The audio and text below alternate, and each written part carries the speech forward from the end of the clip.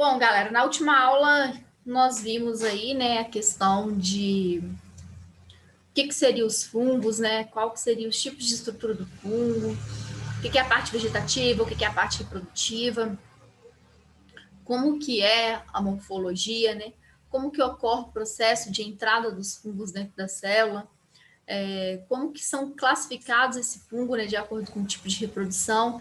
E aí eu venho fazer uma pergunta para vocês, para ver se vocês vão estar recordando aí. Como que ocorre o processo de variabilidade genética de fungos?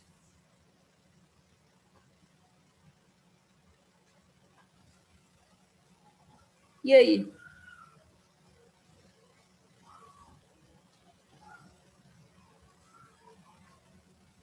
Como que ocorre o processo de variabilidade genética? Perguntinha de prova essa, hein?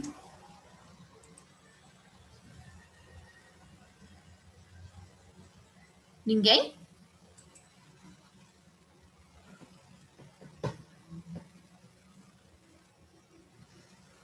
Bom, a variabilidade de fungos, né? A variabilidade genética, na verdade, ela vai ocorrer quando nós temos troca de constituintes genéticos entre dois indivíduos. Então, se eu pegar, por exemplo, vamos supor que esse aqui seja o meu fungo. Então, esse aqui é o meu fungo A.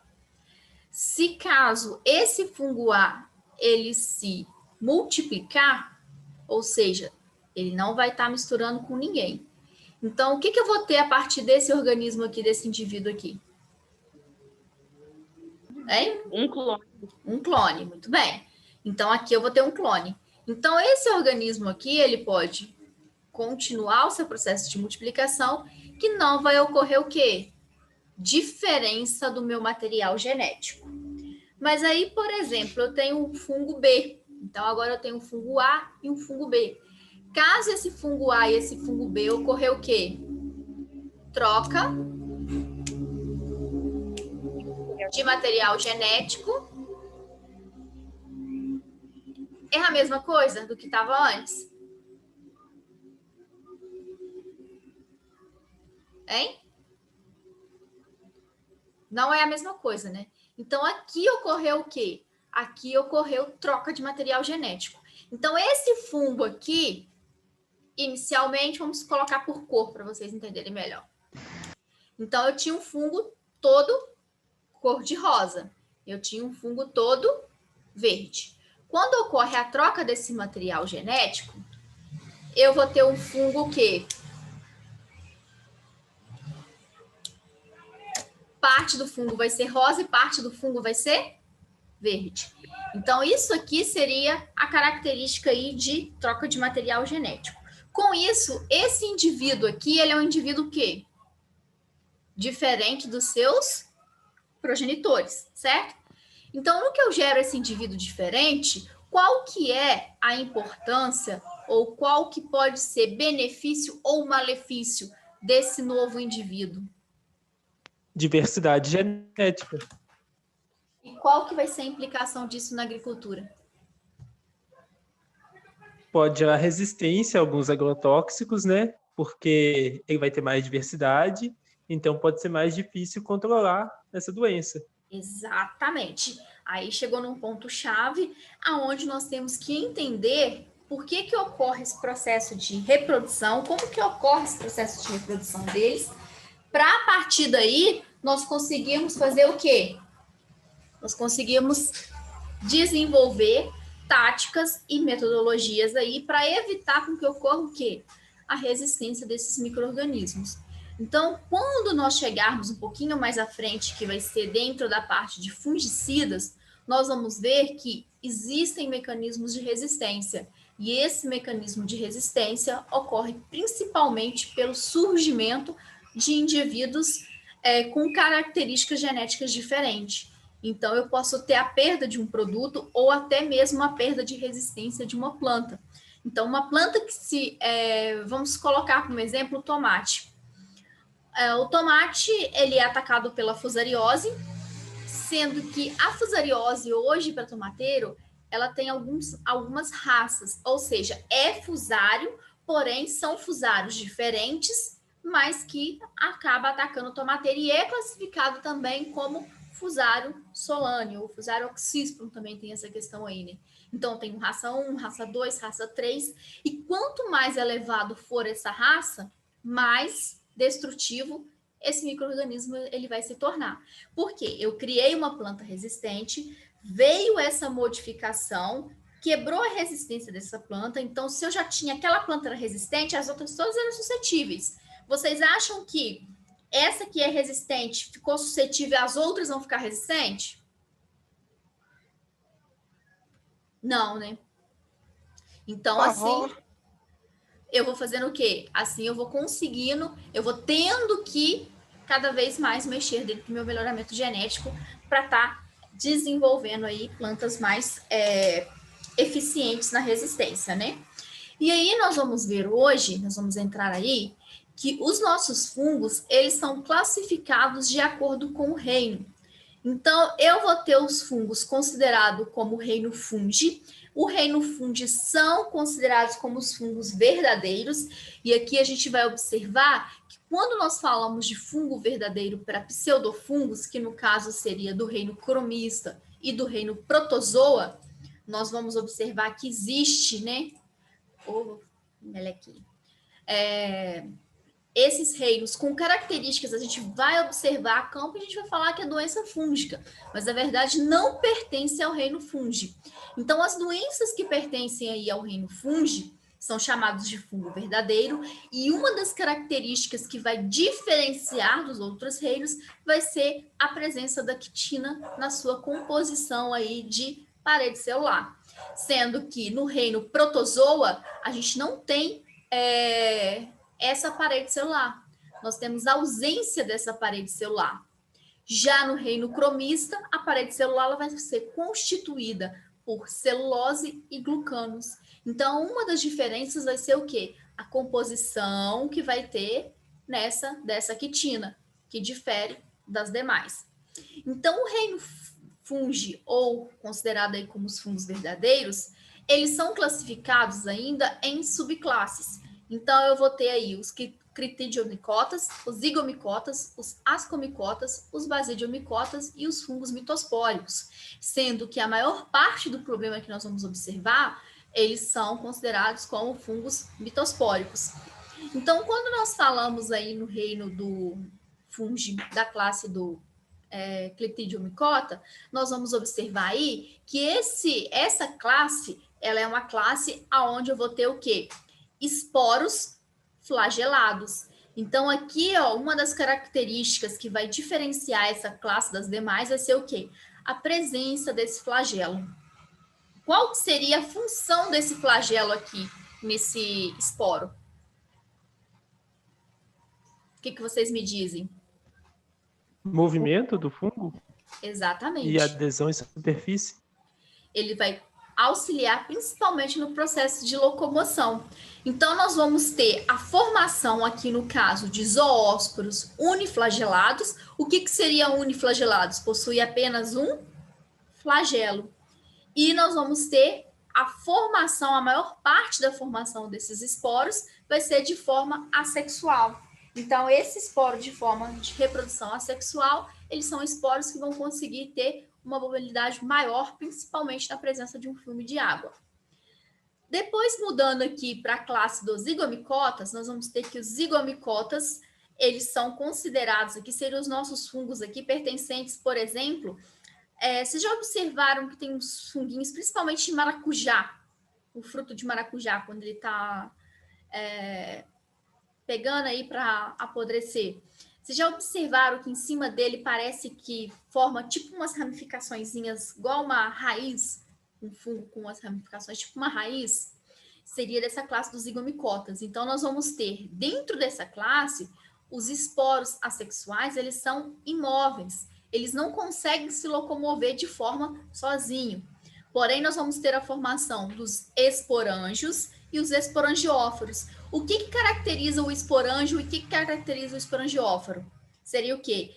O que seria essa parte aqui que eu estou apontando na seta aqui para vocês? Isso aqui seria o meu esporangióforo. E os meus esporângios seriam o quê? Essa partezinha aqui dentro dessa estrutura eu tenho vários esporângios. E aqui tem uma característica com relação que diferencia também de outros fungos, que seria a presença e os meus micélios desse fungo, eles são micélios cenocíticos. O que é um micélio cenocítico e apocítico?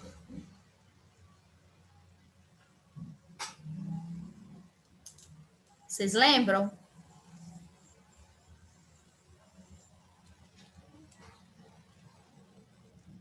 Ó, vamos dar uma relembrada aqui rapidinho.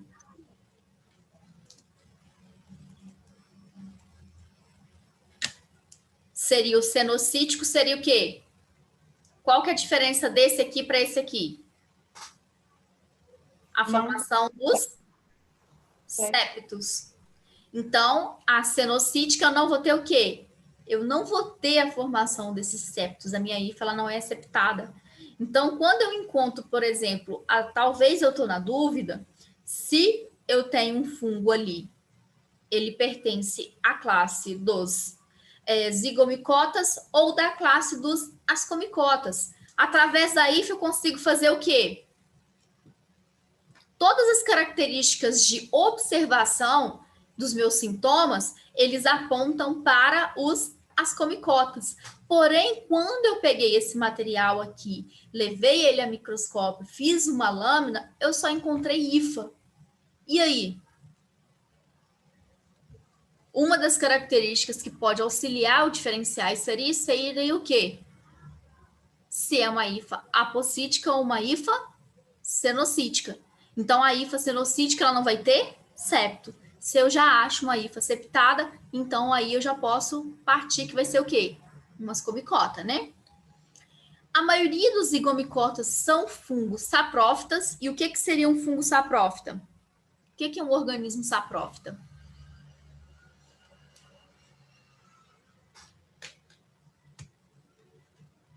Hein?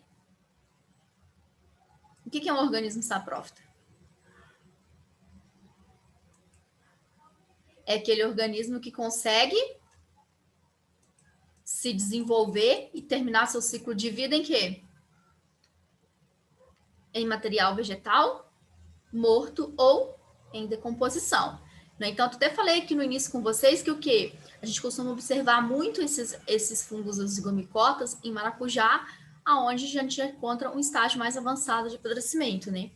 Nós temos ainda a classe dos ascomicotas. A classe dos ascomicotas, nós vamos ter também, os esporos são imóveis, né? Nós vamos ter que a característica das hifas dos zigomicotas seria a hifa apocítica, né? A reprodução, eu posso ter tanto reprodução sexuada quanto reprodução assexuada, sendo que a reprodução sexuada, ela vai formar as estruturas que são chamadas de ascos e de ascósporos. Já a minha reprodução assexuada, eu vou estar formando conídeo e conidióforo. Depois vocês dão uma olhadinha lá e vê a diferença entre um asco e um conídeo, ok? Eu vou ter ainda o considerado aí os fungos dos basidiomicotas. O basidiomicotas são fungos que a gente praticamente, essa fase a gente não encontra muito aqui, mas nós temos essa classificação.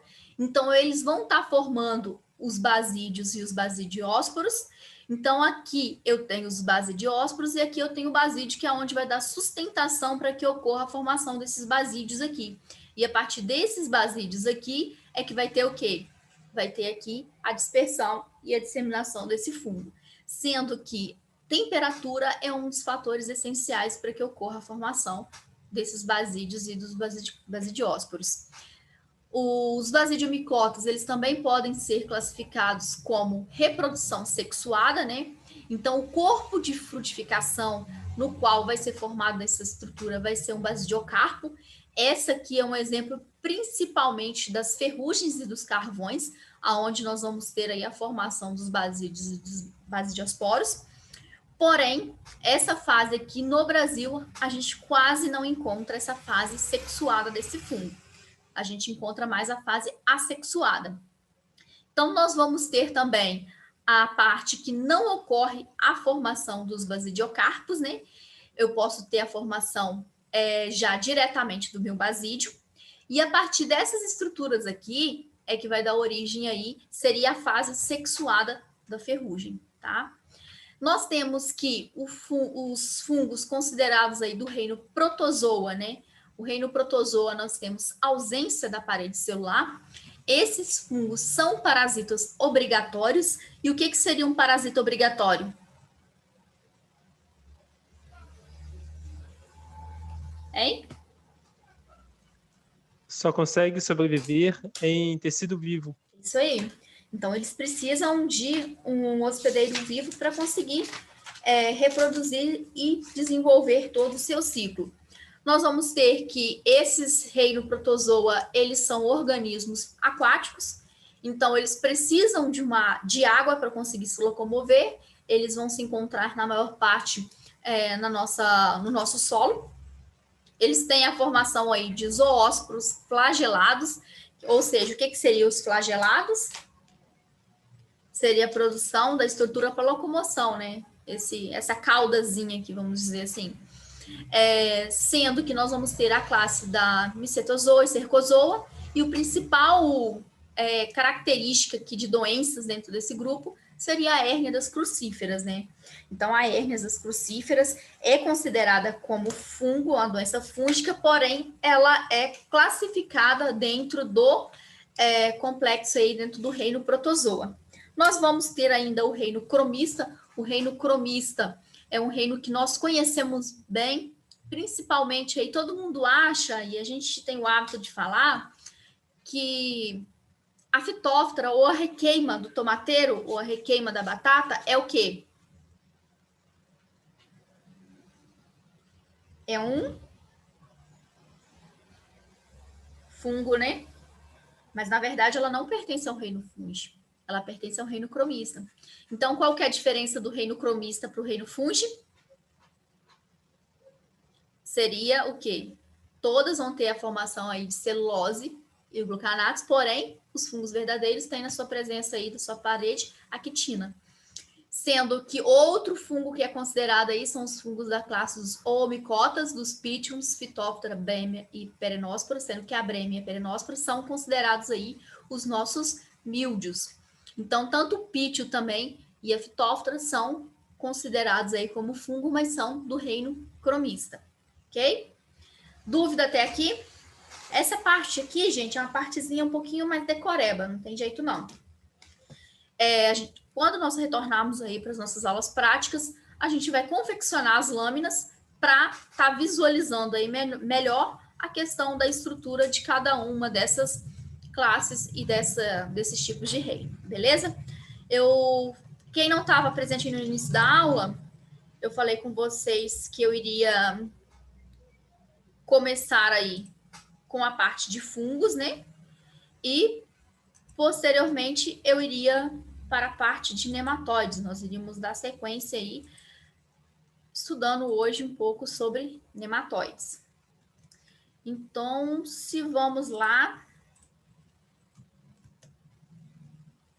Então, gente, para começar a nossa discussão, eu queria que vocês participassem. Essa é uma aula um pouquinho mais interativa de nematóides, que são uns organismos um pouquinho mais simpáticos, vamos dizer assim.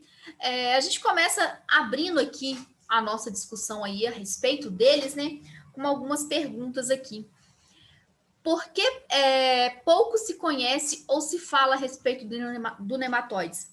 Aí eu venho a pergunta para vocês. Quem não puder responder com o microfone, não quiser ligar o microfone, pode falar aí no chat, que eu vou até deixar o chat aberto aqui também. Vocês já tiveram problema, já observaram alguma lavoura ou já observaram algum lugar com presença de nematóides, com problema de nematóides? Vocês já chegaram a visualizar esse problema a campo? Sim, não, talvez. Não vi, mas quero. E aí? Vamos lá.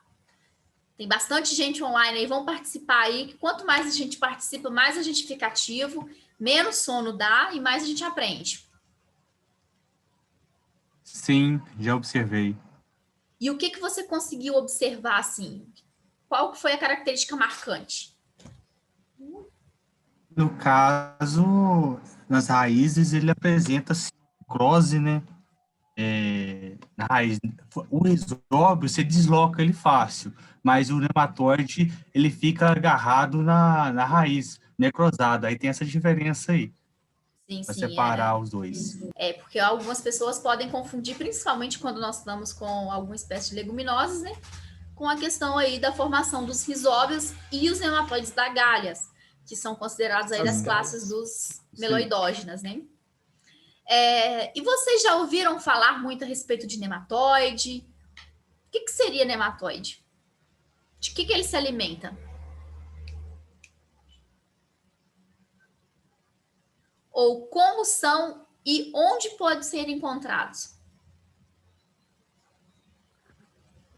Os nematóides, né, é quase que uma lombriga, tecnicamente. Ele é bem fininho, parece um fiozinho. E eu vejo falar muito mesmo por causa que é uma grande preocupação, porque é difícil combater os nematóides. Que uma vez que entra no solo, infecta a lavoura, é muito difícil, porque um agrotóxico que entra no solo e consegue exterminar, né, os nematóides é muito difícil. Exatamente. Então, assim, na verdade, você fez uma colocação boa aí, né? Eles não parecem uma lombriga, eles são uma lombriga, só que é lombriga de planta, né? Então, mesmo se a gente engolir aí uma pequena dose cavalar, você não vai ter nenhum problema. Na época que eu estava na graduação ajudando uma menina do mestrado, nós estávamos com o experimento montado lá em Perdição, lá vem a Perdição de novo lá de Una, né? Você fazendo solução, né? Aquela preguiça de usar os equipamentos todos para coletar ali de dentro do Erlenmeyer ou de dentro do Becker o líquido com nematóide, você faz o quê? Pega a pipeta, dá uma soprada ali dentro, né? E, em vez de usar a pera, você vai usar o quê para pegar o líquido?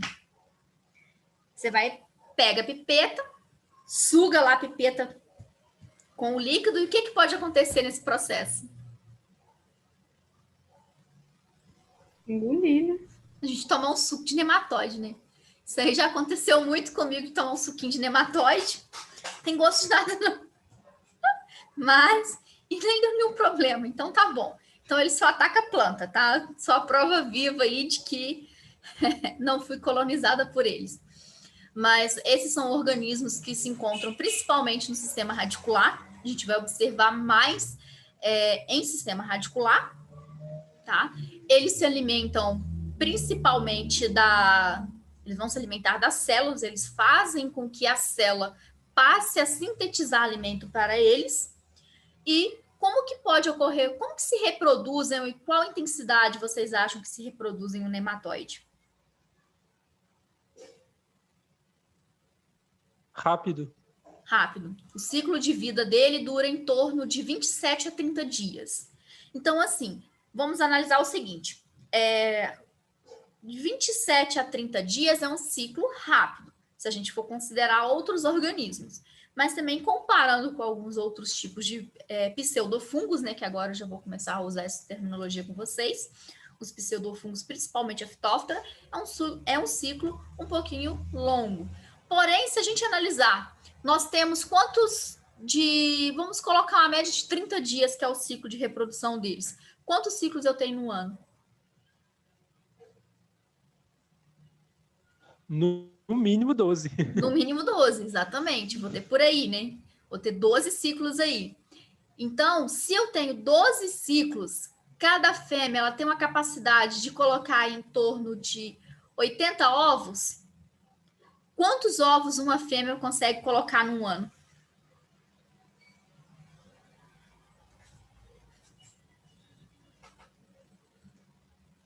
Bastante, né? Vamos colocar assim. É uma quantidade bem grande. E aí, qual que é o problema de quando a gente fala com infestação de nematóides? Vamos fazer um cálculozinho mais rápido aqui do seguinte. Suponhamos que eu tenho 100 fêmeas reproduzindo. Essas 100 fêmeas, cada uma vai pôr aí 80 ovos. Aqui eu já vou ter quantos mil novos indivíduos? 8.000, né? Esses 8.000, vamos colocar aí que desses 8.000, nós vamos ter aí 6.000 gerando mais 80 indivíduos. Então, aí, o que eu estou observando com isso aqui? O que está acontecendo com a minha população? Está aumentando, assim, exponencialmente. Exatamente. Então, esse é o problema. Quando a gente para analisar, ele tem uma reprodução intensa, a intensidade de reprodução dele é alta e ele tem o quê? Uma capacidade de reproduzir muito rápido.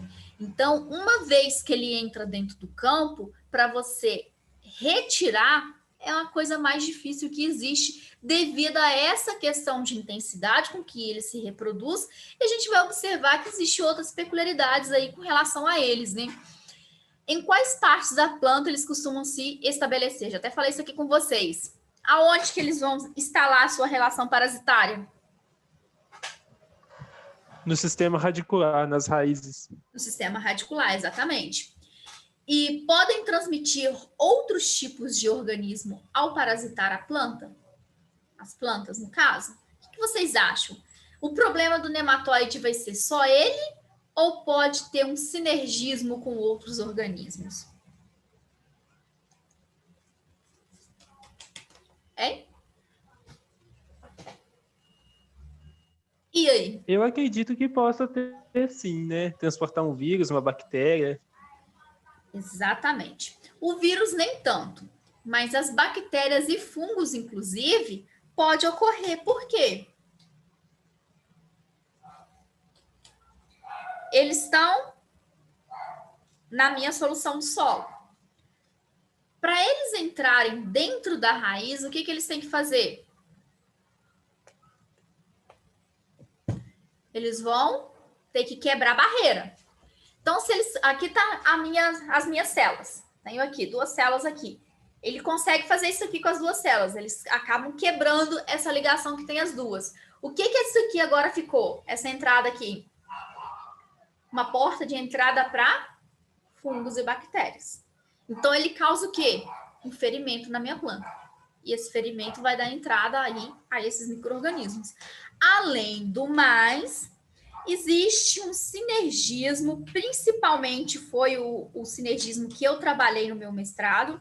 Eu trabalhei com o declínio da goiabeira, e o declínio da goiabeira ele era constituído pelo meloidógeno enterolobe associado com o fungo Fusarium solane. Então, acabava que o quê?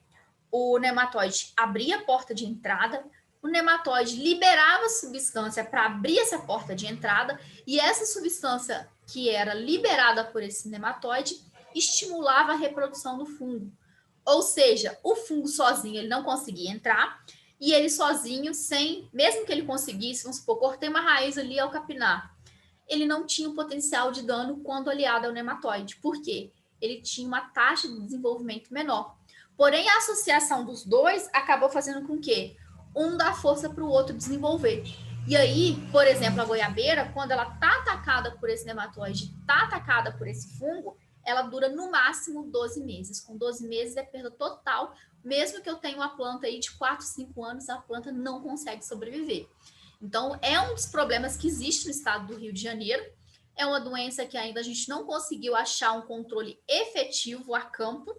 Tem várias coisas que foram testadas a nível de laboratório, a nível de caso de vegetação, que funciona.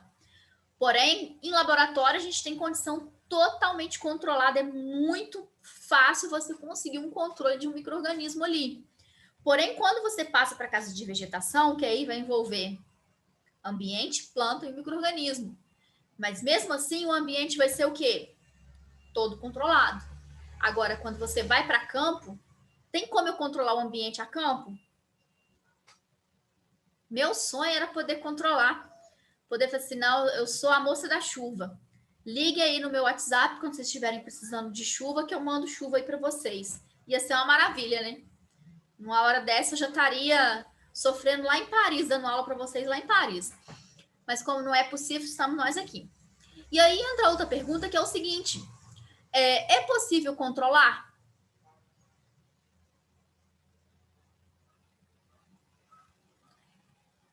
Depende.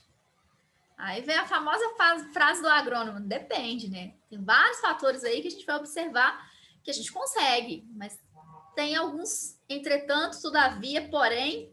E aí nós vamos ver que as características gerais dos fitonematóides, eles são organismos, né? Os fitonematóides, eles são considerados como organismos aí que são alongados. Eu posso observar aqui, ó, ele é igualzinho uma lombriga. Ele é uma lombriga, realmente uma lombriga de planta. Não segmentado, são microscópios. Geralmente a gente não consegue observar ele a olho nu, porém ele também não é um organismo tão pequeno que a gente precisa de uma objetiva muito, vamos dizer assim, para ampliar muito para a gente conseguir observar. A coloração dele é transparente, se vocês observarem aqui, ele tem uma coloração transparente, né? Exceto as fêmeas. As fêmeas, elas possuem uma coloração esbranquiçada. Então, quando nós vamos trabalhar aí com identificação de espécies de nematóide, ou quando nós vamos fazer extração de nematóide de raiz, a gente acaba extraindo as fêmeas, que as fêmeas são fáceis de visualizar. A gente consegue visualizar elas até a olho nu, ou com o auxílio de uma lupa sem muita coisa, né? Sem muita estrutura. A organização do corpo dele é uma organização bem complexa. A gente vai observar que ele tem uma... Vocês já devem ter visto isso também em microbiologia, que ele é um organismo, não é um organismo tão simples, né? Ele se movimenta com movimento serpentiniforme, tipo uma serpente, né? Alimentam-se de células vegetais vivas, ou seja, eles são parasitas o quê?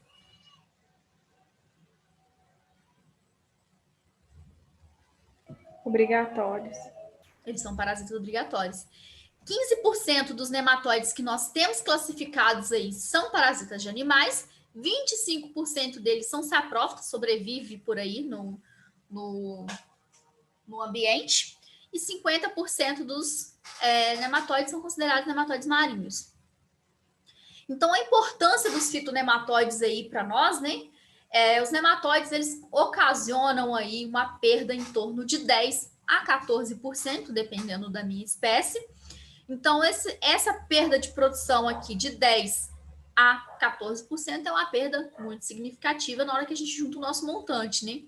Eu vou ter também perda de qualidade, né? Depreciação do produto comercial, a gente vai observar um pouquinho com relação a isso aí.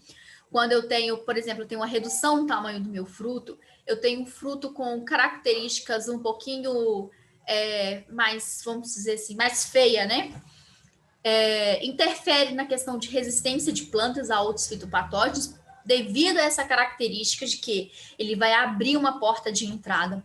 Então, muitas das vezes, a planta ela é resistente, porque na medida que o micro-organismo está ali tentando entrar dentro da planta, aquela planta ela vai fazer o quê? Ela tem mecanismos ali, ou de espessamento de parede, ou espessamento de cutícula, ou até mesmo alguns compostos secundários produzidos dentro do metabolismo, né?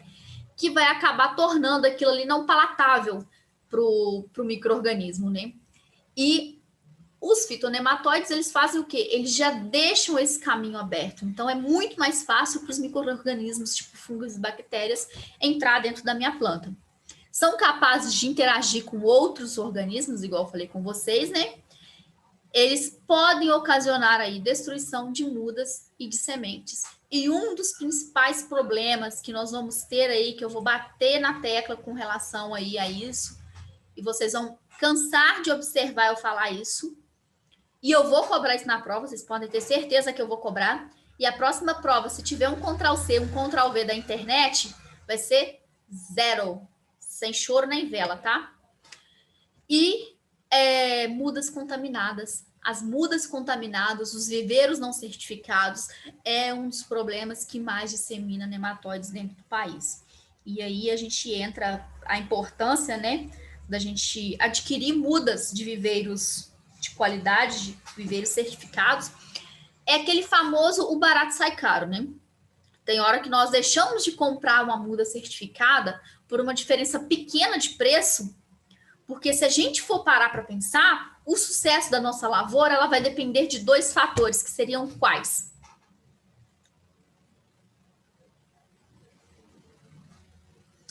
Dois fatores simples.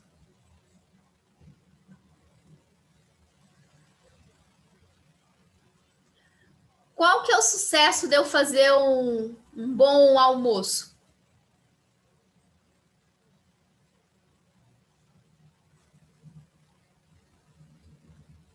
No caso, seria uma boa qualidade da muda e do cuidado depois, dos tratos culturais.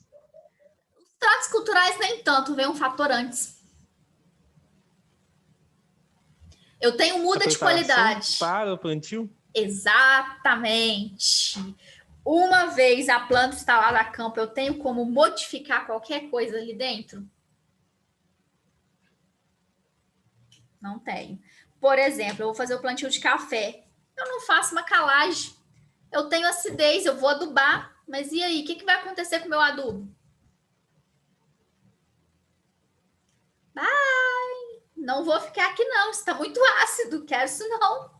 Ele acaba se perdendo. Não tem absorção pela planta, dependendo do tipo de acidez. E aí foi uma prática que eu deixei de fazer quando? Eu estava preparando o solo. Então, se eu não faço um bom preparo do solo, eu não adquiro muda de boa qualidade, semente de boa qualidade, eu não vou ter sucesso com a minha lavoura. Por exemplo, eu adquiro muda de péssima qualidade. Eu vou ficar lutando ali, é o que eu observei, eu estou dando assistência para numa propriedade aqui, eles estão com... A lavoura deles tem 3 anos. Eles estão pelejando com uma parte lá que eu falei assim, gente, já era para ter arrancado isso aqui ano passado, não era nem para ter adubado. Porque as plantas, uma lavoura de café com 3 anos não tem folha. Você vai ficar mexendo com ela para quê? Você já vê que os ramos plagiotrópicos dela, de 50% já se perderam. Eu vou podar uma lavoura dessa? Não compensa, né? Compensa eu arrancar, adquirir uma muda melhor e plantar de novo. Então, às vezes, é o famoso barato sai caro, né? Eu poderia ter gastado um pouquinho mais com uma muda melhor, mas aí eu teria o quê? Lá na frente eu colho os frutos disso, eu vou ter plantas muito mais vigorosas, né? Então, a gente tem que pensar bastante nisso e incentivar os produtores e, inclusive, não só os produtores a adquirirem mudas de viveiro certificado, como incentivar os próprios viveiristas a produzir mudas de qualidade e certificar seu viveiro.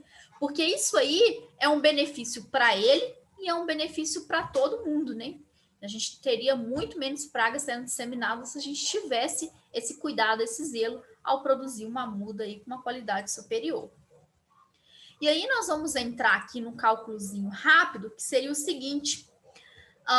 Nós temos, né, a diferença do que seria dano e o que seria perda, né? Isso aqui eu até cobrei na prova de vocês já. Então, vocês estão bem fixados com isso aí. E a gente observa que o quê? Quando nós não temos cuidado dentro da nossa lavoura, a gente tem perda, né? E aí a estimativa para 2020 seria uma perda de 2,5 milhões de sacas no montante final. Então, 2,5 milhões de sacas daria quanto no final, né? Olha o quanto que a gente perde por características que talvez a gente deixa passar despercebido, né?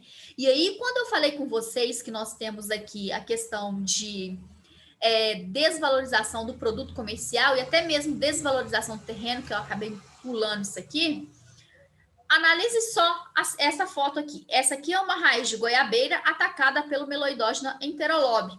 E aqui eu tenho uma goiaba com uma planta sadia e aqui são goiabas produzidas aonde tinha a presença de nematóide de fusariose. Qual goiaba vocês iriam comprar? E por quê?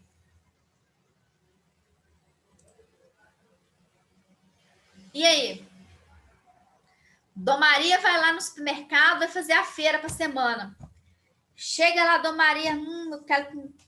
meu filho lá me pediu uma goiaba. Deixa eu escolher uma goiabinha aqui para ele. Aí a Dona Maria fica lendo mensagem no WhatsApp, aí ela diz que os frutos menores têm menos agrotóxico. Aí ela vai comprar mais pequeno. Ou a Dona Maria é aquela que o quê? Eu vou ficar com esse trem mirrado aqui, não.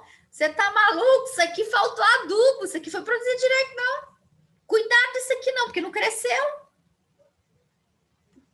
Que tem essas duas vertentes, né? Mas, geralmente, se fosse Vocês, ao ir ao supermercado para comprar uma fruta, qual fruta, levando A mais bonita, né? Você vai comprar com o olho, A mais claro, Uhum. óbvio. Você vê um moranguinho pequenininho assim, aquele morango bitelo, você fala assim, não, esse aqui tem muita agrotóxico, mas que tá bonito, tá. Dá vontade de levar, dá. Não tô querendo viver 100 anos mesmo, então toca o barco. Isso aqui é o que acontece. E outra coisa, né? Brincadeiras à parte, esse fruto aqui, ele tá fora do padrão de comercialização. Então, quando nós estamos produzindo para comercialização, a comercialização ela não permite um fruto desse aqui ser vendido no Ceasa, por exemplo. Existe um padrão. Se eu não atingir o padrão, o fruto não entra. Então, isso aqui seria o quê? Eu teria uma perda muito... Vamos supor, as minhas plantas todas produzindo desse jeito aqui. Eu não vou vender nada. A não ser que eu tiver cadastrado na feirinha de bairro, na feirinha aos domingos, né? Aquela feirinha de rua. Tudo bem, eu consigo vender. Mas para venda um pouquinho mais no comercial aí, para fazer parceria com os supermercados, isso aqui não dá ibope. Então, a gente acaba tendo perdas devido a essa questão aí da menor qualidade do nosso fruto, né? E um dos danos causados aí pelos nossos nematóides, né? Eles vão causar dano mecânico ao se alimentar e ao entrar dentro da minha planta e ao movimentar entre os tecidos, né? Porque primeiramente ele entra na raiz e ele entra e não vai estabelecer ali a sua relação parasitária de vez. Ele vai percorrer ali até achar a célula ali que ele tem assim aquela atração por ela, assim, essa é a célula da minha vida, é aqui que eu vou ficar. Então aí, enquanto ele faz isso, ele vai causar o quê? Ele está proporcionando danos mecânicos ali ao estar fazendo esse movimento. Ele retira nutrientes da planta para o seu próprio sustento, né?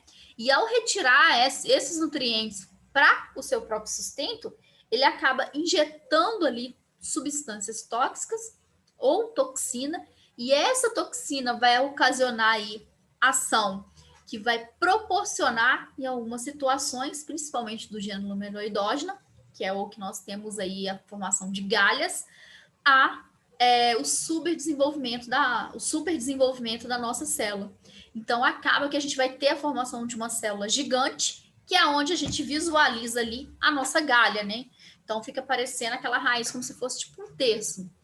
Então, tornam-se também as plantas mais suscetíveis ao ataque de outros patógenos, né? Como fungos e bactérias, que a gente já falou bastante aqui. E qual que seriam os sintomas induzidos por fitonematóides? Em geral, os nossos sintomas, eles vão ser distribuídos aí, né? No espaço de forma de agregados, em forma de reboleira. Então, observem aqui o seguinte, vocês estão conseguindo observar aqui, tipo círculos sendo formados? Ó. Sim. Então, geralmente, vamos supor, eu tenho aqui a minha planta aqui, começou aqui o meu sítio de infecção aqui. Essa planta aqui gerou a minha infecção. Então, ela vai espalhar de forma radial. Então, no que ela espalha de forma radial, porque o nematóide é um patógeno no solo. Então, ele não vai pular daqui, opa, tem uma planta 10 metros lá na frente, vupt! Não, ele vai se locomovendo e ele se locomove em pequenas distâncias. E aí ele vai para a planta vizinha. E vai para outra planta vizinha, que vai para outra planta vizinha, e assim ele vai causando esses sintomas em reboleiras. E a gente vai observar, dentro do campo, nós vamos ter plantas menores, plantas mais amareladas, com sintoma evidente de deficiência. Por que eu vou ter esse sintoma de deficiência?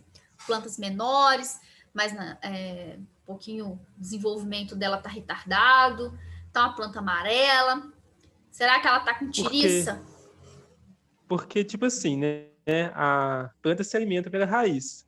Se a raiz está destruída, então a planta não tem estrutura na parte superior. Exatamente. Não tem como formar. Que aí o quê? A gente observa, né? Vocês já viram isso aí com certeza em fisiologia vegetal, como que ocorre a absorção de água pela planta, né? Vai lá, passa lá entre as células ou por dentro das células ou entre as células, né? E aí, nesse momento aí, se eu tenho uma célula que ela tá com problema, não ocorre a passagem dessa água, né? Então, eu vou ter uma redução da passagem de água. Se eu tenho redução da passagem de água, eu vou ter redução da passagem de quem? Quem que entra junto com a água dentro da planta? Nutrientes. Os nutrientes, exatamente. E aí começa a me gerar os sintomas de deficiência. Eu tenho uma planta com baixa resistência à falta de água e à extrema temperatura. Como que a extrema temperatura pode estar diminuindo a resistência da minha planta?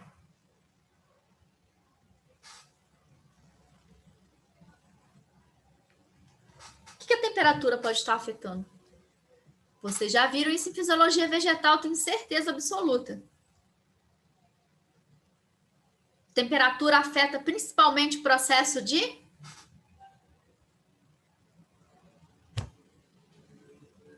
transpiração. Então, quanto maior for a temperatura, maior vai ser o quê?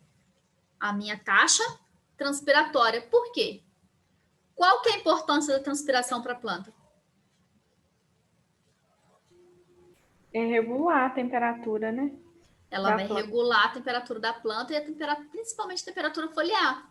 Então, quanto maior a temperatura, maior ela vai precisar transpirar para ter o quê? Uma regulação da sua temperatura. Porque se não tiver regulação dessa temperatura, a gente vai entrar em colapso. A planta entra em colapso, né? O sistema fotossintético dela entra em colapso. Então, se entrar em colapso, bau, né? Não tem jeito.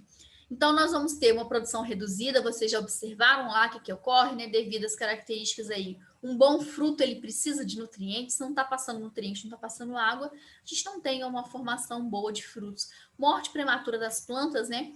Plantas, às vezes, nem conseguem atingir o seu estágio de reprodutivo, acaba morrendo na sua fase vegetativa mesmo, né?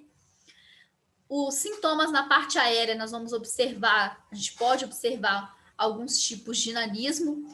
Então, nanismo pode ser características aí dos nossos nematóides, né? Estando ocasionando. Necrose, descoloração, manchas, enrolamentos de folhas. Aqui, ó, essas duas fotos aqui, gente, essa aqui seria o nematóide na raiz de uma goiabeira. Observem aqui o que eu falei com vocês, ó. Será que dentro desse nódulozinho aqui eu tenho quantos nematóides? O que vocês me dizem?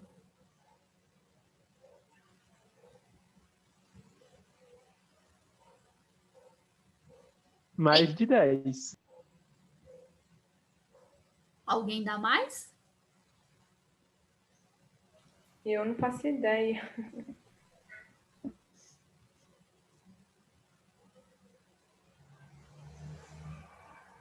Nós vamos ter Lembra que eu falei com vocês que os nematóides, ao se alimentarem, eles acabam injetando toxinas? Então, essas toxinas vai acabar ocasionando a hiperplasia dessa célula, ou seja, o crescimento anormal dessa célula, né? É o que nós chamamos de célula gigante. Então, isso aqui é induzido por um nematóide só. Aí, o que vai acontecer aqui? Esse nematóide aqui induz essa formação dessa galha, e aqui a gente vai ter várias galhas. Isso aqui é um pedacinho pequeno, né, do sistema radicular. E aí pode ser que ocasione o quê? A gente vai observar, por exemplo, aqui, ó, parece que já houve junção de quê? Parece que eu tenho uma célula aqui e outra célula aqui que foi subdesenvolvida. E na parte externa, na parte aérea, eu estou observando o que aqui, ó? Que cor que está essa planta?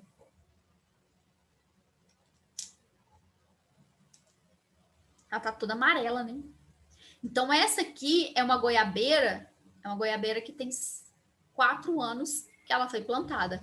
Uma goiabeira dessa aqui vai se recuperar?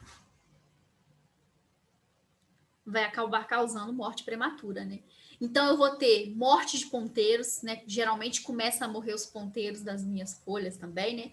Que é onde demora mais para chegar no ápice, né? A água e nutriente. E os sintomas da parte aérea, eles podem ser consequências de dano na raiz, que pode ocasionar a interferir a capacidade que a minha planta tem de absorver água e nutrientes, ou pode ocorrer também ataque direto de nematóides em folhas e caules. Mas isso aqui é uma coisa bem mais rara da gente estar observando aí. Geralmente, nossos ataques estão sendo no sistema radicular. Os sintomas na parte subterrânea da planta, né? Supressão do crescimento de raiz. Então, a gente vai ter a raiz, ela vai se desenvolver bem menos do que se não tivesse infectada, né? Ramificação intensa das raízes. Por que ocorre ramificação de raiz? O que vocês acham? Por que que ocorre ramificação das raízes?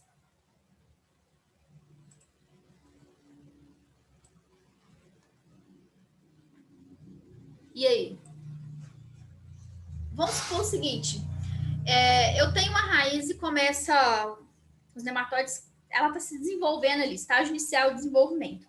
Veio o nematóide e começou a atacar ela. Qual que é o instinto da planta?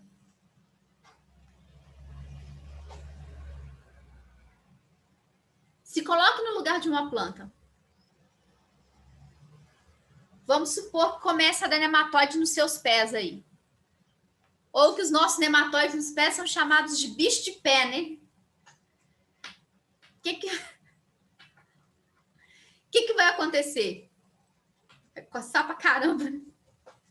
Mas se eu fosse uma planta e eu tivesse com o meu sistema radicular ali comprometido, eu iria tentar fazer o quê? Produzir raízes novas para tentar sobreviver. Então, esse seria o instinto dela. Então, eu vou ter o quê? Uma ramificação intensa dessas raízes. Porque a minha raiz principal está comprometida, então eu começo a ramificar. Eu posso ter ainda rachaduras e descorticamento de raiz. Isso aqui vai depender do tipo de nematóide, né? No caso, esse tipo de situação não é ocasionada por nematóide das galhas, e sim por nematóide aí, nós vamos ter alguns gêneros, né, de nematóides dentro do gafeiro que ocasionam esse tipo de situação. Lesões e galeria nas raízes, rizomas e tubérculos, a gente vai observar aqui principalmente em bananeira e mandioquinha salsa ou cenoura, a gente consegue observar isso. Nós temos a formação das galhas e também deformidade dos tubérculos, que seria outro tipo de sintoma que a gente vai estar observando, né? E aí nós vamos ver que o ciclo do nosso nematóide, como que ocorre a formação do nosso ciclo? Esse aqui seria o nosso grande amigo nematóide, para não dizer o contrário, né? Então vamos analisar o seguinte: tudo vai começar a partir de quem? A partir do meu ovo. Então eu tenho aqui que o meu ovo, ele vai eclodir, e essa eclosão desse ovo vai liberar aqui no meu solo os meus juvenis de segundo estágio. É até nojento esse desenho, né? No que eles liberam aí esses juvenis de segundo estágio, o que eles vão fazer? Eles vão ser atraídos por exudados liberados pela raiz. Então, eles vão para o fluxo de exudados que é liberado através do sistema radicular, né? Ao encontrar o meu sistema radicular, o que ele vai fazer?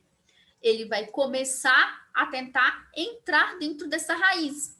Então, a partir do momento que ele consegue, ele vai tentando aqui, de forma mecânica, causando pressão, até ele conseguir entrar dentro da minha raiz.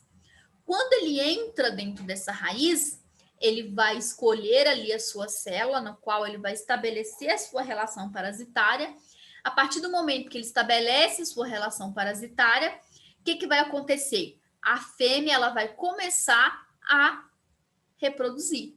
Então, a partir do momento que ele entrou, estabeleceu, tá ali, seu cafofo tá ali tranquilo, formato sossegado, gongrilo, o que vai acontecer? Essa fêmea ela vai passar para o processo de reprodução e a partir daí ela vai começar a fazer o quê? Ela vai gestar ali o desenvolvimento do seu ovo, né?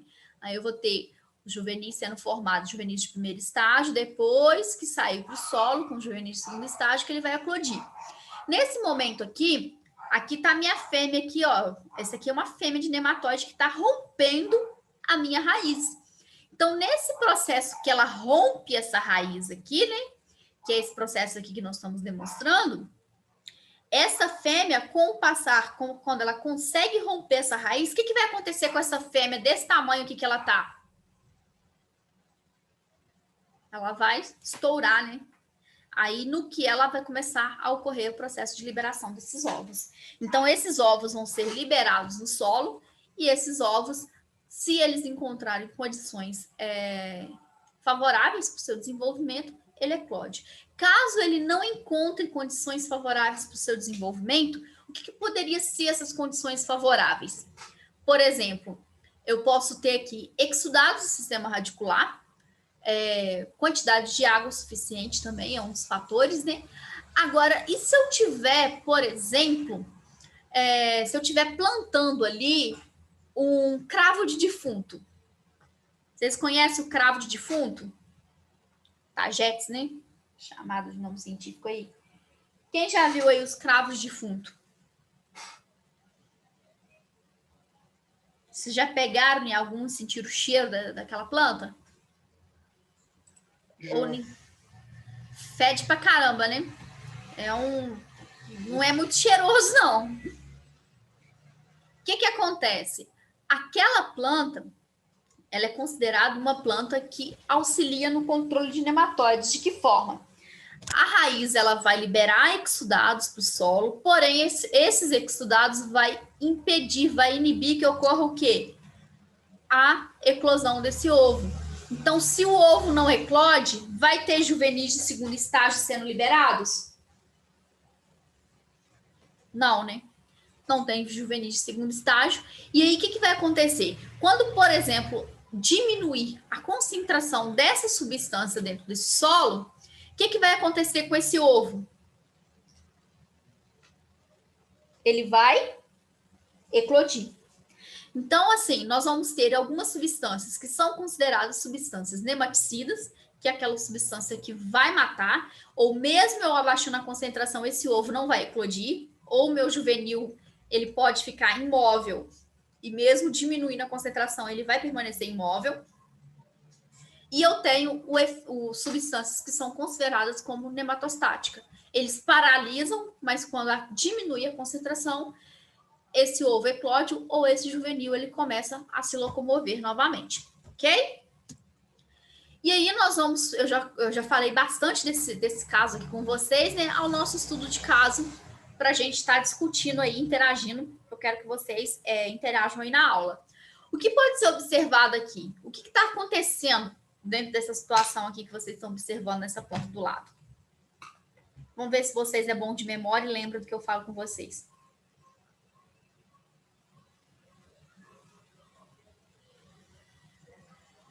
E aí?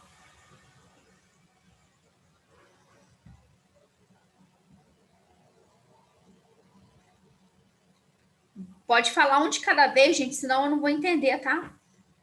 Vamos fazer uma ordem aí.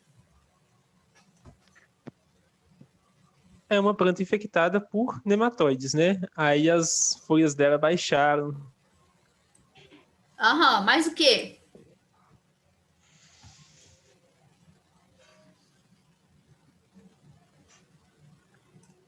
São plantas contaminadas que vieram do viveiro, né? Aí elas podem espalhar a doença na nova plantação. Mais o quê? Tem mais coisas aí.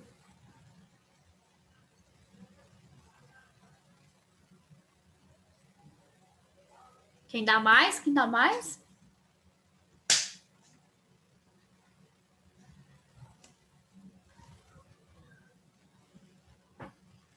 Se eu observar aqui, como é que está a sintomatologia aqui? O que está acontecendo com as minhas folhas? Elas estão todas com as folhas voltadas para baixo. Elas estão murchas, estão tristonhas. Então, esse aqui é o sintoma que nós chamamos de sintoma de guarda-chuva fechado, né? As plantas, elas ficam com características de guarda-chuva fechado.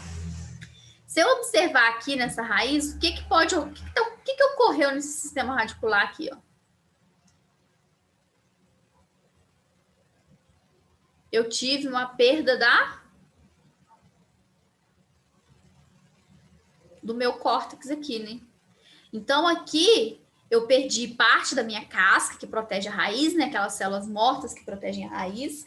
E vocês conseguem observar aqui, bem assim, uma visão biônica, a minha lombriguinha transparente?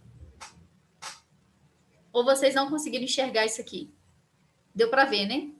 Então, isso aqui é o quê?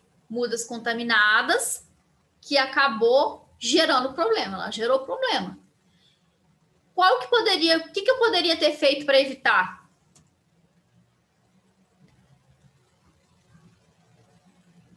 Olha a situação de um viveiro. O que vocês me dizem? Comprado mudas de um viveiro melhor, né? Porque a situação está precária. Exatamente, mas não foi desse viveiro aqui que eu adquiri essas mudas, não. Essas mudas aqui eram minhas, tá? Esse prejuízo aí foi meu. Qual que é o problema desse viveiro aqui?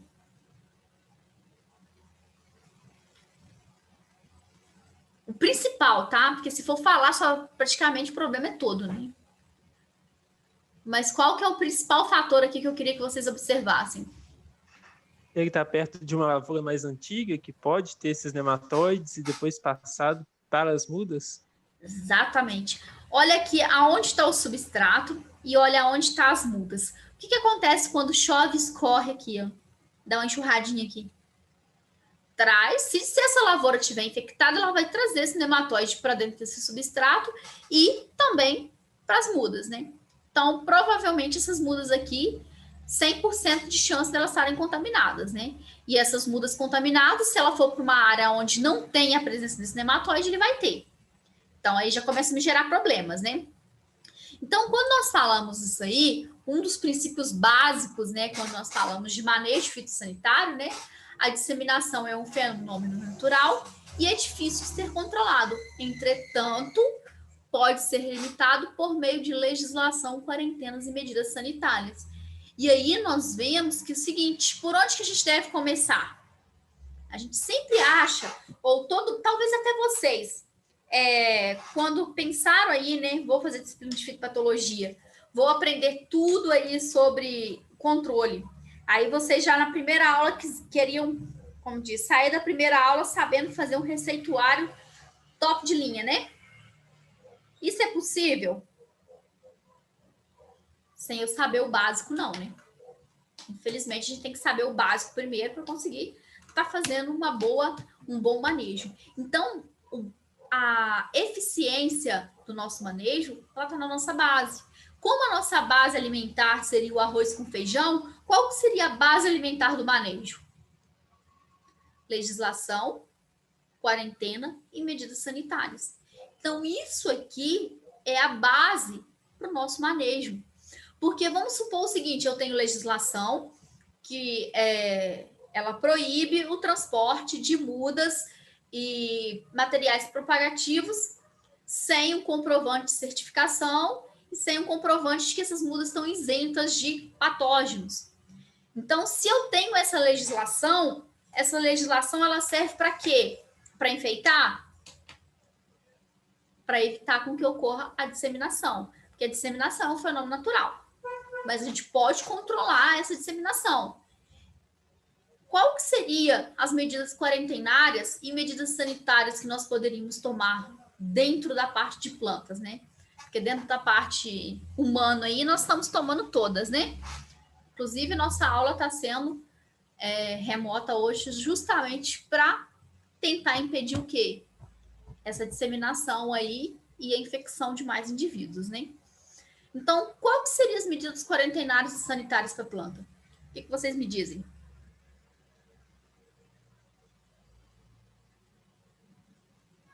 Hein?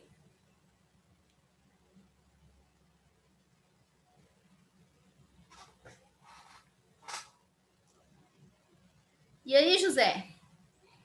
Ou e aí, João?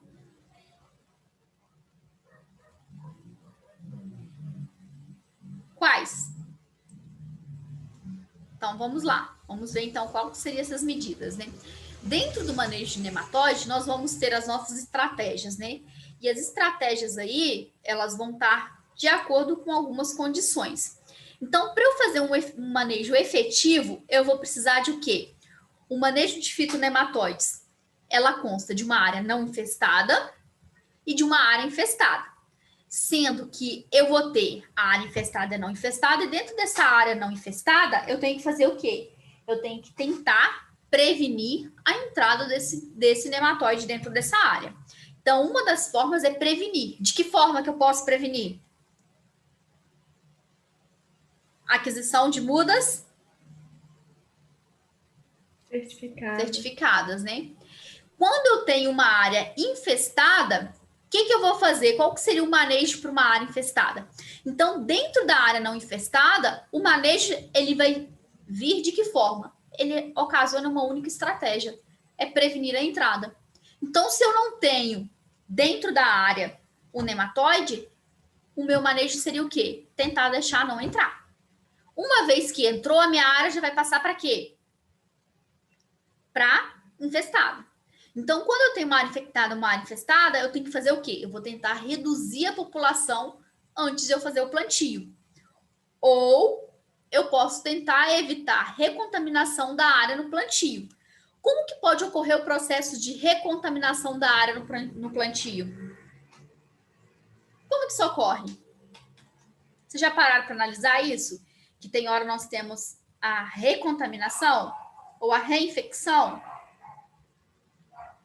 Como que pode ocorrer isso aí? De que forma?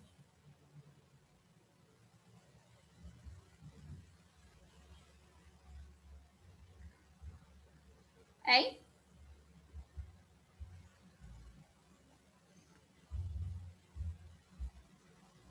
Por exemplo, se eu adquirir mudas contaminadas novamente, né? Talvez eu tenha colocado uma espécie de nematóide dentro da minha área, eu vou fazer um plantio de uma outra cultura, vou adquirir lá mudas do outro viveiro lá de, por exemplo, estou plantando café e vou plantar uma frutífera no meio. Vou lá e adquiro a muda e a muda está contaminada de novo. Então, eu vou estar fazendo o quê? Recontaminando a minha área novamente. E após a área infestada, eu tenho que conter a disseminação após o plantio. Então, se eu identifiquei aonde está o meu foco, eu tenho que tentar fazer o quê? Isolar aquele foco para não espalhar dentro da minha área, ok? E aí, quando nós falamos de prevenir a entrada, as principais medidas que são utilizadas para prevenir a entrada desse nematóide dentro da área são medidas fitossanitárias. E essas medidas fitossanitárias, elas envolvem o quê? O processo de legislação, que são as leis e as quarentenas, e principalmente eu tenho que ter a certificação do material de plantio. Ou para eu estar transitando com material vegetal, eu preciso da minha autorização de transporte desse material. Então, o propósito dessas medidas seria o quê? Evitar e tentar conter os focos onde já começaram a existir. Então, esse seria meu principal objetivo aqui, tentar evitar a entrada, ok?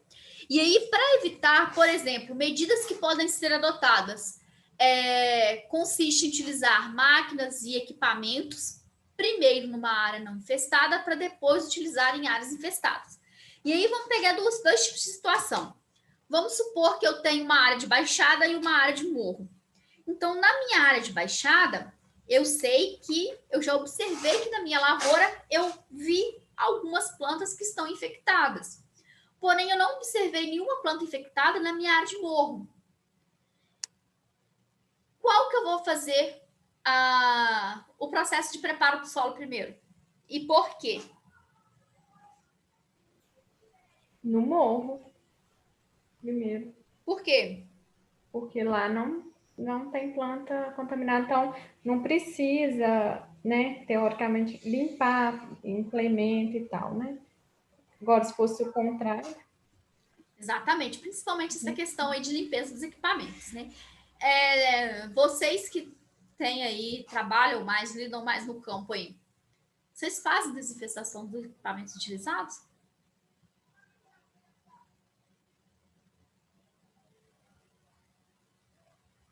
Não, né?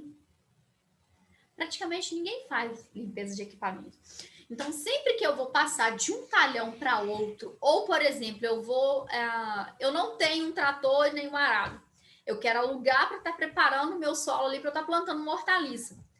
Ah, mas eu sei que o Vitor ele tem esse implemento aí, tem esse trator. O que eu vou fazer? Ah, me aluga aí para 3 horas de trabalho. Ele vai lá, vai fazer o serviço para mim, só que, olha só, esse aqui foi o estado que saiu o implemento dele da área dele que estava infectado de nematóide.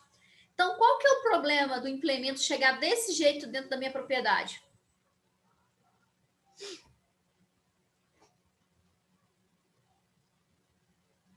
Hein? Com certeza, esses resíduos que ficaram aqui, né, vão ter também resíduos de nematóide. Então, esses resíduos aqui vai levar pouca coisa. Ah, mas eu vou levar aí 100 nematóidezinhos só para dentro da sua área, e aí ele começa a multiplicar, os filhos dele geram novos filhos, que vão gerando netos, tataranetos, por aí vai, né? Quando vejo, tem uma comunidade toda ali dentro da minha área. Então, o ideal seria o quê? Ao terminar de fazer o meu trabalho, ou terminar um talhão, eu limpo todo o meu equipamento para quê? Para ir para a próxima área, para evitar esse tipo de transmissão e contaminação de uma área para outra.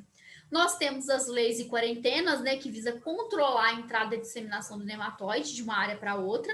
Então, essa lei ela é regida pelo Centro Nacional de Recursos Genéticos, Senargem, que vai controlar a entrada de materiais vegetais no Brasil e também em áreas de fronteiras, né, portos e aeroportos. Então, esse aqui é um processo muito importante.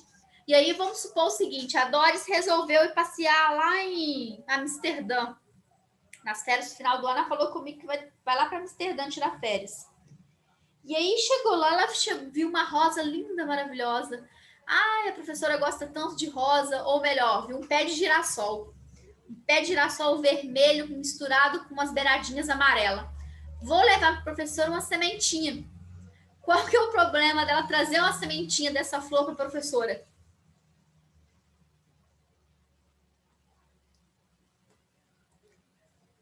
Hein?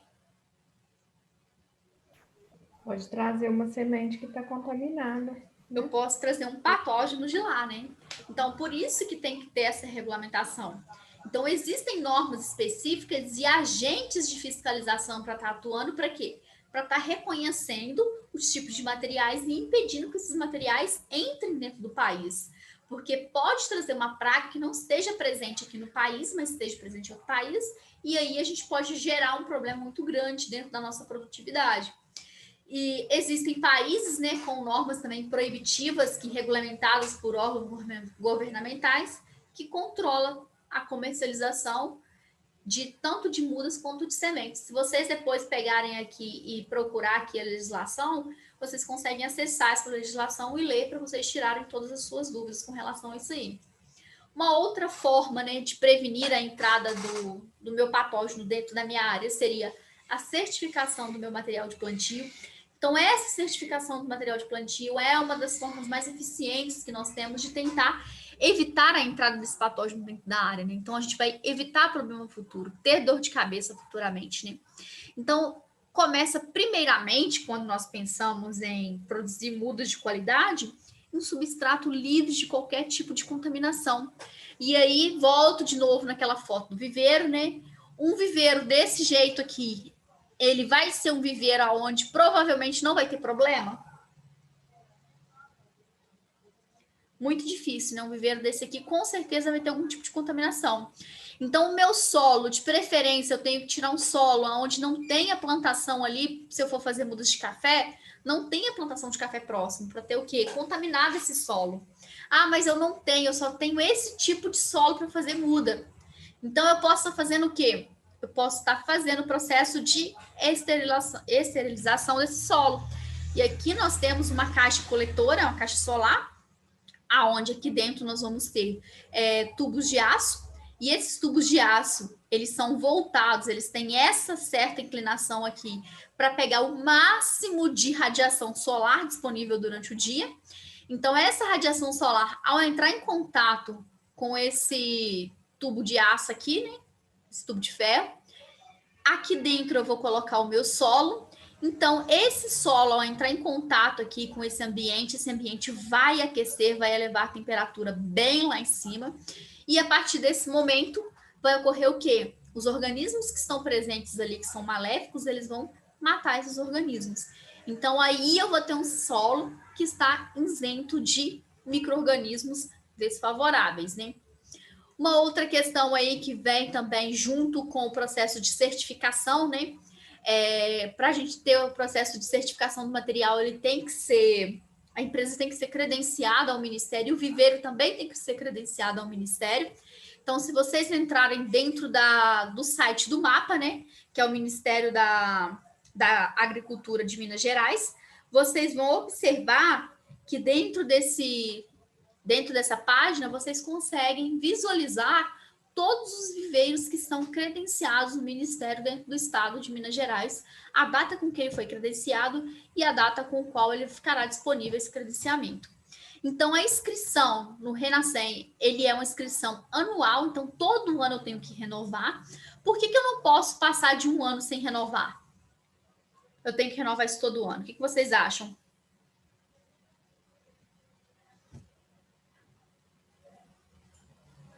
De preferência anual, por quê?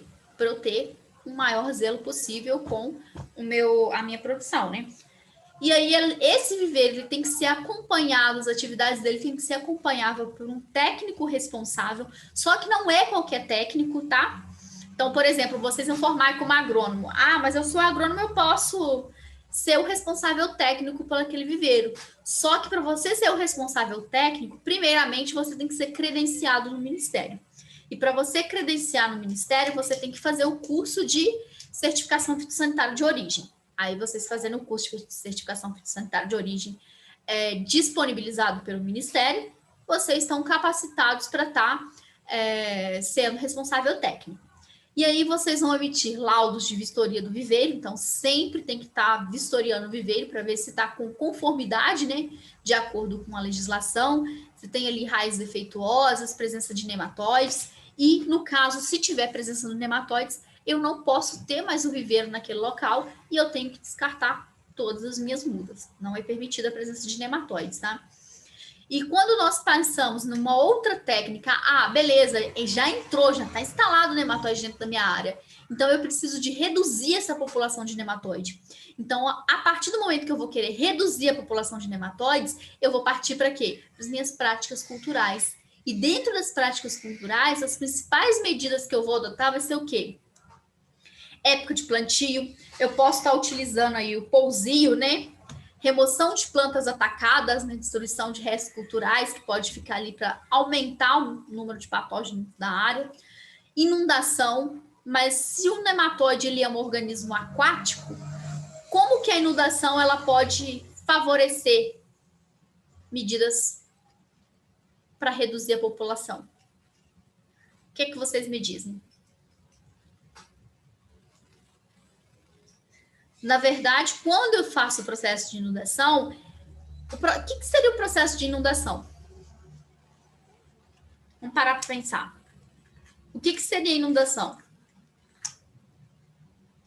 Eu vou estar ocupando todo o meu espaço poroso do solo com água. O que vai faltar dentro desse processo aí? Quando eu ocupo todos os espaços porosos com água? Eu vou ter redução de oxigênio. Se eu tenho redução de oxigênio, o que vai acontecer? O nematóide não consegue sobreviver, né? Então, tem essa porém.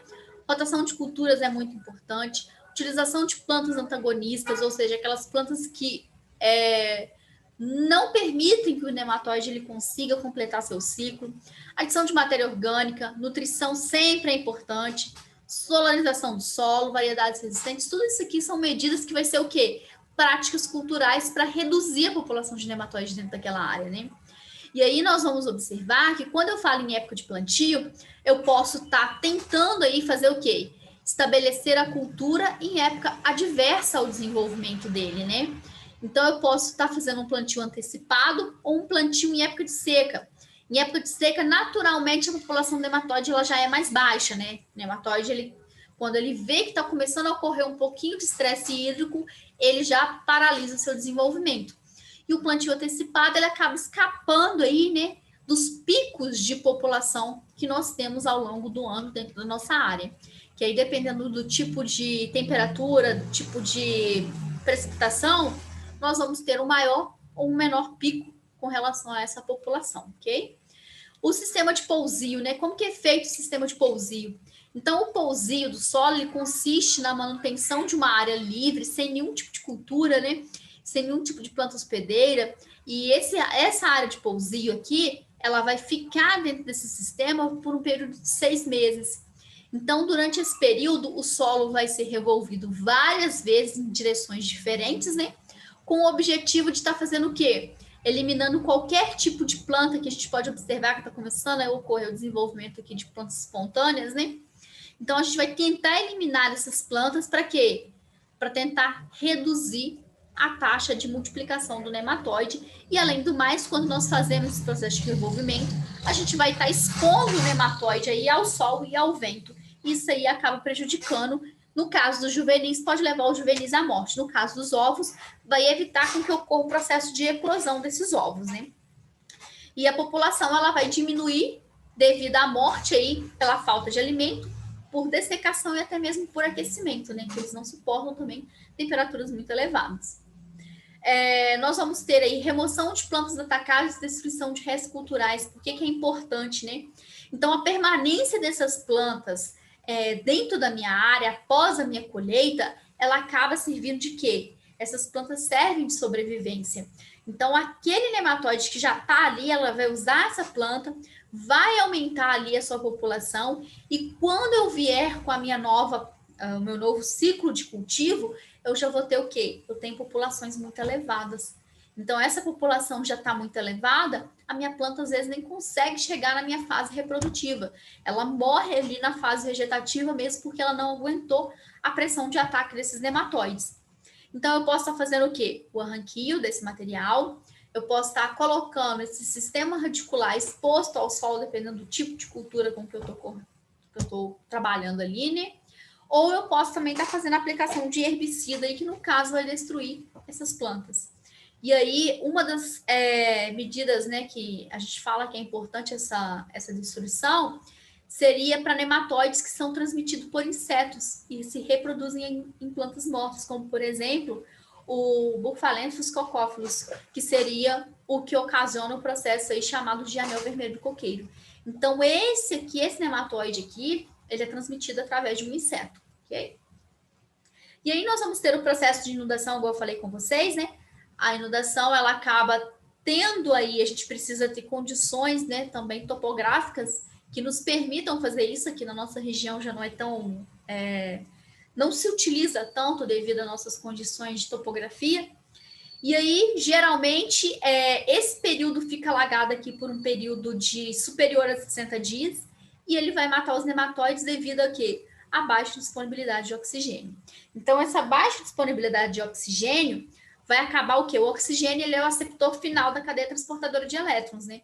Então, se eu não tenho oxigênio para ser o aceptor final da cadeia transportadora de elétrons, quando vai ocorrer o processo de respiração, que é no processo de respiração que nós vamos ter a formação de ATPs, e esses ATPs são necessários para o desenvolvimento como um todo, né? É o que dá energia para as células e dá energia para ele conseguir se locomover e fazer outros tipos de movimentos, vamos dizer assim, né? Então, se eu tenho essa redução aí, eu tenho essa redução de energia, ele vai morrendo de forma gradativa. E, além do mais, quando eu ocasiono esse tipo de situação, eu também vou aumentar substâncias tóxicas dentro dessa área, que seria, por exemplo, o ácido butílico, o ácido sulfúrico e o metânico, que acaba que são ácidos que são tóxicos para os meus nematóides, ok? E aí, uma alternativa com a inundação seria fazer depois um cultivo, né, alternar, inunda e cultivo em solo seco, tá? Rotação de cultura é uma das coisas mais importantes quando nós falamos de cultura de nematóides, né? E aí a gente volta àquela pergunta inicial lá, né? Como que a gente faz para controlar e se tem controle? A gente consegue reduzir a população, né? Já falei isso com vocês, vou voltar a falar isso com vocês. Nós podemos ter a presença desses patógenos dentro da nossa área. A gente só não pode deixar ele levar a população demais para ocasionar o quê? Ter um prejuízo econômico, né? Então, quando nós pensamos em rotação de cultura, a gente tem que lembrar qual seria a característica para eu estar fazendo uma boa rotação de cultura. O que eu devo pensar? Opa, eu tenho nematóide na minha área, eu preciso rotacionar a cultura. O que me vem na cabeça quando eu falo assim, rotacionar a cultura? O que eu preciso saber? Vamos lá.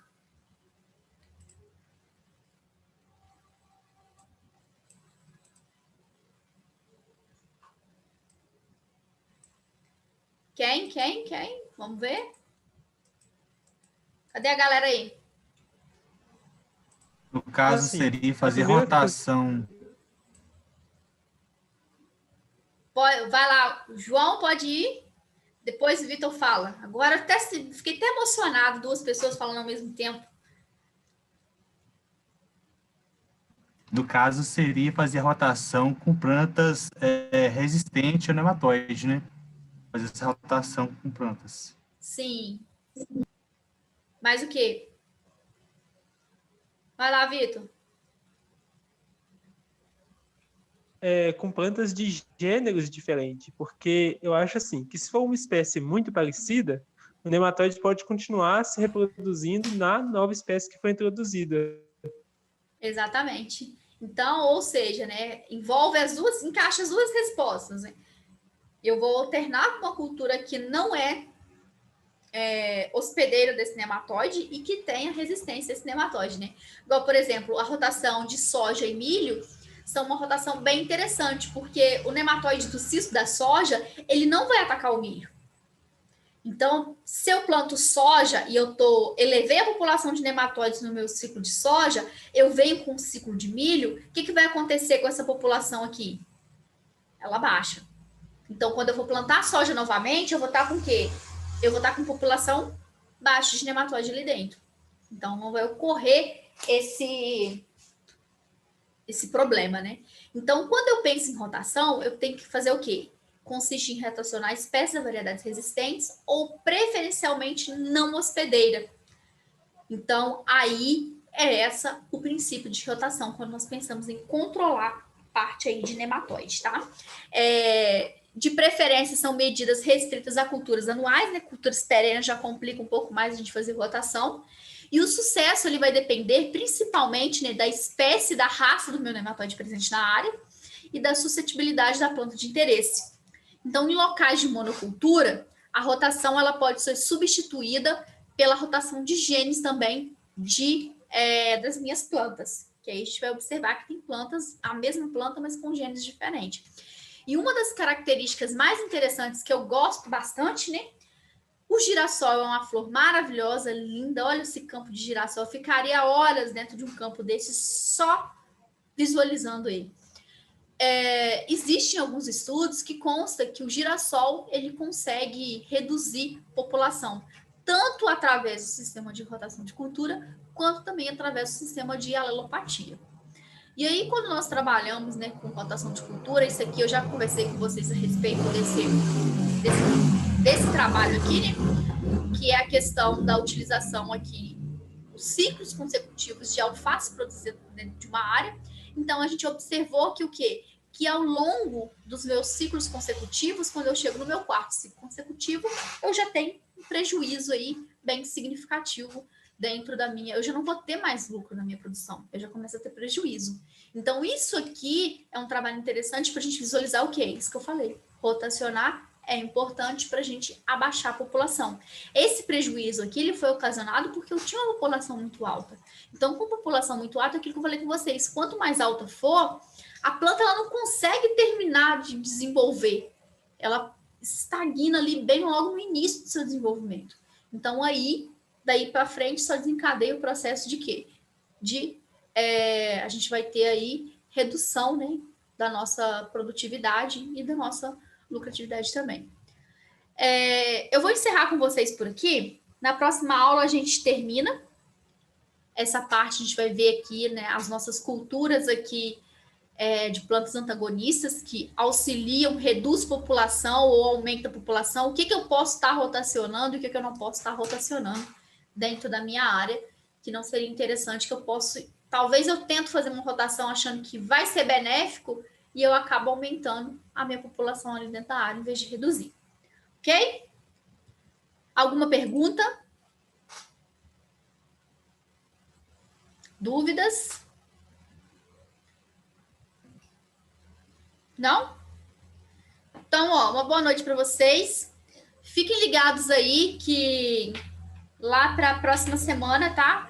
Eu vou estar lançando um curso aí de extensão para vocês, um mini curso, na verdade, de 40 horas sobre proteção sustentável de plantas. Então, vai ser um curso bem interessante. Estou preparando um material aí bem bacana para estar complementando aí a parte de fitopatologia de vocês. Beleza? Então, boa noite e até semana que vem. Qualquer dúvida que vocês tiverem, é só me mandar lá no WhatsApp que eu vou respondendo na medida que eu for tendo tempo. Tchau.